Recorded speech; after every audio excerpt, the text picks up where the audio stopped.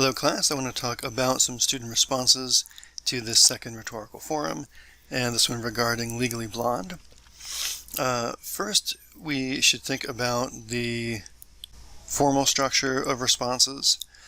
Even though we're in a forum and you kind of know perhaps the people who are posting, you know the question you're responding to. In a written exercise like this, you still want to use language that expresses the context of the situation, allows you to show your mastery over the information as a writer, and assure that the readers can find you a credible person to comment on, to describe, or to analyze information.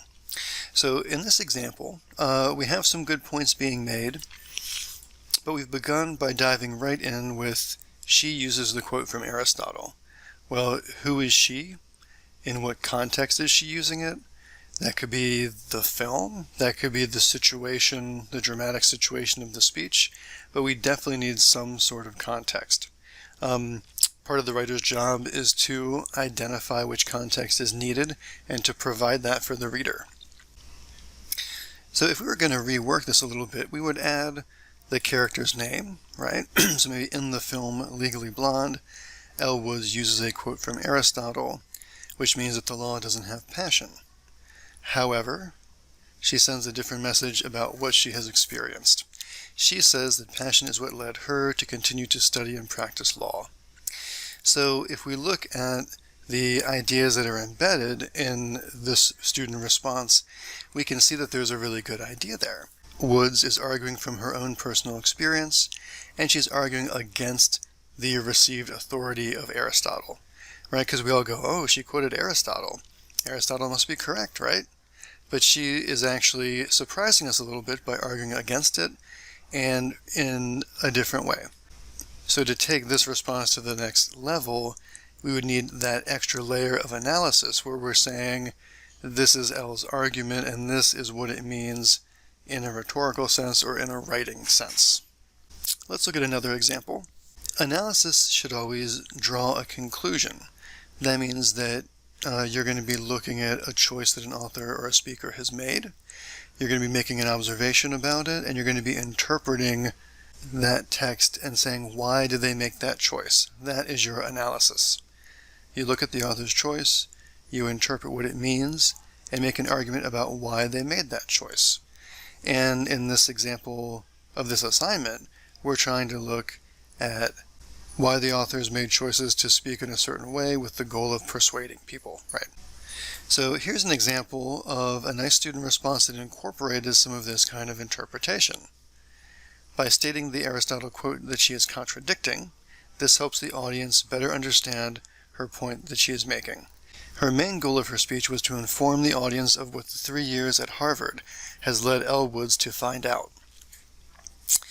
So now here we can see that this person responding is talking about the audience, they're talking about the speaker as a speaker, and they're talking about the purpose of the speech to inform the audience, and then they're kind of condensing how the speaker is doing it, right? The speaker is again using her 3 years of experience to share a conclusion that she has come to. So this is an example of taking a step back and writing analysis that looks at the moves that are being made by a writer, the choices that are being made by a writer, and saying why you think they're meaningful. So be careful when you do responses like this that you are keeping the purpose of the writing in mind, and our purpose here is analysis. Our purpose is demonstrating understanding of rhetorical appeals and argument and breaking those down for a reader. If we look at a paragraph like this one, while serving as an intern, she, Elle Woods, is placed to represent the defendant in an upcoming murder trial. After the first day in court, she is the only one who believes the defendant is not guilty and tries to convince the judge, so she starts to learn more about the law. She spends the next days in court interviewing the witnesses so she can get clues to prove her client's innocence. When the client decides that she will be represented only by Elle Woods, so she continues to examine the witnesses until one witness confesses to the crime, and Elle's client is proven innocent. After winning the case, Elle Woods is the class-selected speaker at their graduation. So that may be an effective summary of part of the film, or of the plot of the film, But in this particular writing task, we're trying to analyze a simple argument. So this is going kind of outside of what you're being asked to do in the writing. So always be aware of what is the purpose of what you're writing and what strategies do you need to use to accomplish that purpose and no other. So those are some things that I noticed in your responses. An overall good job, and continue to work on analyzing text using the tools that we are learning in class.